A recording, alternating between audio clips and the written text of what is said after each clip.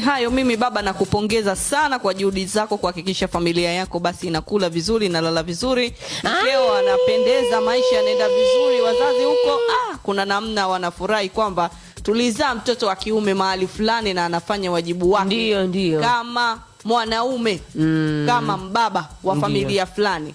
Kwa mimi ninakupongeza kwa moyo mkunjufu, endelea kupiga kazi, haijalishi kazi gani unayofanya, sisi tunaamini fanya kazi ile mradi mkono ingie kinywani. Ila kazi tu iwe halali inayompendeza Mungu pamoja na wanadamu. Kwa nini ufanye kazi ambayo sio halali?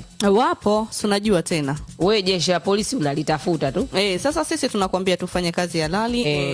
Maana leo ni siku yako, ndio maana tumeamua kukupa kongole. Wewe mfanya kazi wa kiume. Wapo wanapiga kazi Suzana, lakini wanaogopa kusema huko wanachokipitia, lakini wanachokipitia ni kigumu kuliko hata sisi tunavyodhani. Nilikuwa naangalia clip moja ya mtu ameingia kuchimba madini huko sehemu, alafu kifusi kile kikaja kikamdondokea. Maskini. Yes. Lakini ndio hivyo, wanafanya kazi kwa uchungu, kwa bidii, kuhakikisha familia zinainuka. Sisi tunawapa pongezi kabisa, na mimi naongezea wale kwenye sites tofauti wanafanya kazi pale, wanabeba simenti, wanabeba nini, zege si mchezo Suzana.